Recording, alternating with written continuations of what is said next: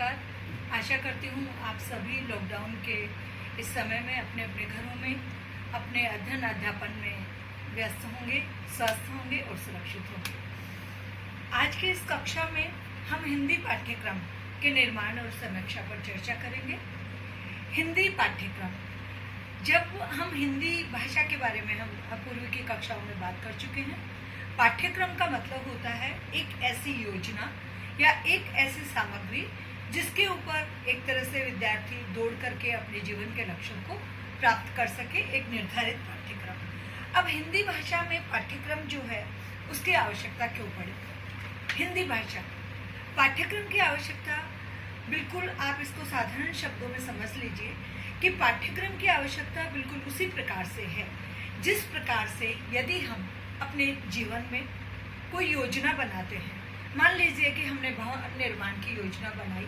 अब उस भवन निर्माण के लिए हमें क्या क्या सामग्री चाहिए ताकि उस भवन का निर्माण हो सके, वैसे ही हिंदी भाषा में भी पाठ्यक्रम में हमें क्या क्या पढ़ना है, क्योंकि भाषा और हिंदी भाषा दोनों का ही दायरा और क्षेत्र इतना विस्तृत है कि आजीवन भी यदि निरंतर कोई शिक्षार्थी या विद्यार्थी या सीखने वाला यदि पढ़ता रहे तब भी उस पर ये कहना अनुचित होगा कि उसको उसमें महारत हासिल हो गई।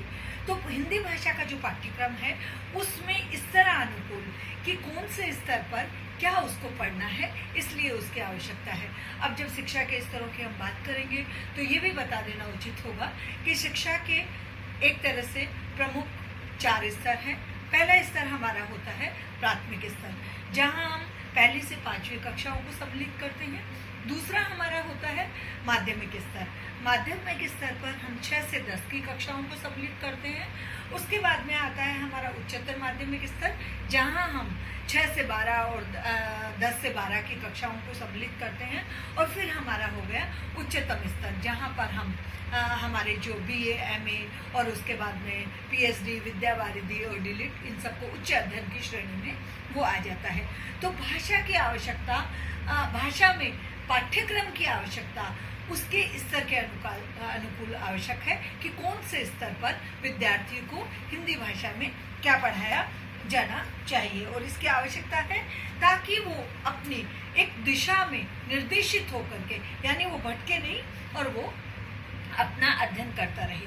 अब हमारी दूसरी बात आती है कि पाठ्यक्रम निर्माण के सिद्धांत क्या होने चाहिए।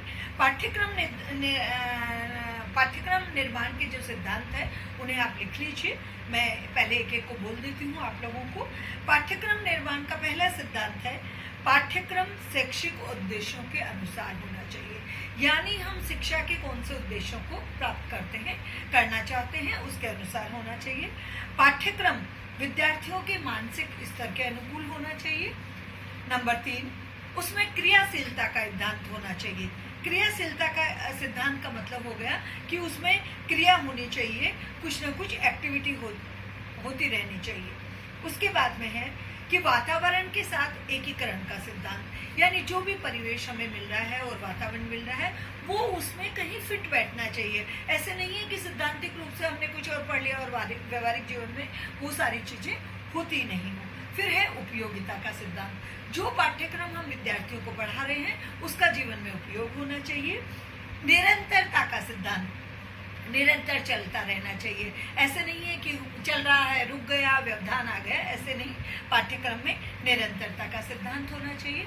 उसके बाद में सिद्धांत आता है लचीलेपन का सिद्धांत, यानी पाठ्यक्रम में लचीलापन होना चाहिए। ऐसे नहीं है कि वो एकदम बिल्कुल उस तरह का हो गया कि उसमें हमारे पास में कुछ परिवर्तन करने की गुंजाइश ही नहीं रहे।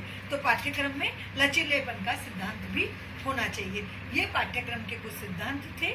और अब हमारा जो इसके बाद का टॉपिक आता है वो ये आता है कि हम पाठ्यक्रम की समीक्षा कैसे करेंगे। तो पाठ्यक्रम की समीक्षा के लिए हम इससे अगली कक्षा में चर्चा करेंगे और मैं अपने शब्दों को यहीं विराम देती हूँ। आप इसको एक बार इसकी पुनरावृत्ति कर लीजिए, इसको दोहरा लीजिए और जो भी चीज़ समझ में नहीं आए वो मुझे बता दीजिए ताकि आपकी कठिनाइयों को मैं दूर कर सकूँ। धन्यवाद।